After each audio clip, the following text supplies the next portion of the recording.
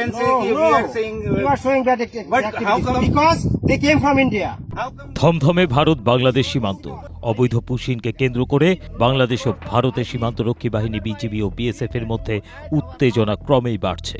দেশের বিভিন্ন সীমান্ত দিয়ে গোপনে শত শত বাংলাভাষী মানুষকে বাংলাদেশে পুশিনের উদ্দেশ্যে সীমান্তের কাছাকাছি এনে জড়ো করা হচ্ছে। গত কয়েকদিনে দেশের অন্তত 20টি সংবেদনশীল পয়েন্ট দিয়ে অন্তত 185 জন ভারতীয় নাগরিকের অনুপ্রবেশের চেষ্টা রুখে দেয় বিজিবি। পরিস্থিতি এতটাই ভয়াবহ যে জিরো লাইনের দুই দেশের সীমান্তরক্ষী বাহিনী মুখোমুখি অবস্থানের কারণে সংঘাতের শঙ্কা দেখা দিয়েছে। সম্ভাব্য পুশিন এলাকাগুলো সুনির্দিষ্টভাবে চিহ্নিত করে দিনরাত 24 ঘন্টা টহল পরিচালনা করা হচ্ছে। বিশেষ করে রাতের বেলা সীমান্তে বিজিবির কঠোর উপস্থিতি বিএসএফকে জানান দিতে মেগাফোন, লাইট, বাঁশি ব্যবহার করা হচ্ছে। পাশাপাশি সীমান্ত সুরক্ষায় স্থানীয় গ্রামবাসীকে সম্পৃক্ত করে তথ্য সংগ্রহ ও যৌথ টহল কার্যক্রম পরিচালনা করা হচ্ছে। বিজিবি বলছে এই মুহূর্তে সীমান্তে কোনো ধরনের শিথিলতা দেখানোর সুযোগ নেই।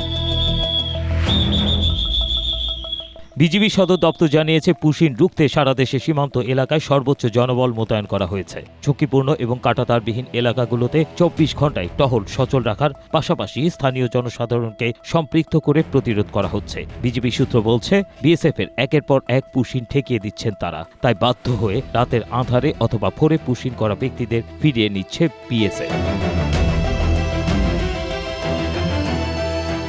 এদিকে বারবার মানবতা দেখানো বাংলাদেশের সামনে হাজির করা হচ্ছে নারী, শিশু এমনকি প্রতিবন্ধীদের। তাদের মানবেত জীবন দেখে বাংলাদেশ যেন তাদেরকে ঢুকতে দেয়, কিন্তু চৌকস বিজিবির কারণে এই প্রচেষ্টাও ব্যর্থ হয়েছে তাদের। পুশিন করা ব্যক্তিদের পানি ও খাবার দিয়ে বাংলাদেশিরা সাহায্য করছে।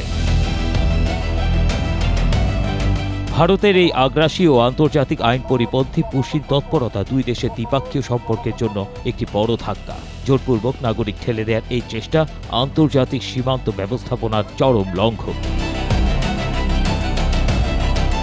বিশেষজ্ঞরা বলছেন এমন অবস্থায় বাংলাদেশ যদি শক্ত অবস্থান ধরে রাখতে পারে এবং আন্তর্জাতিক মহলে বিষয়টি তুলে ধরে, তবে ভারত এই ব্যাকফুট পরিস্থিতি থেকে সীমান্ত যুদ্ধ বা বড় কোনো দ্বন্দ্বে জড়ানোর ঝুঁকি নেবে না।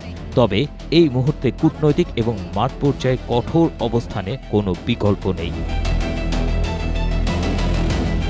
ABM Asaduzzaman, Asia post.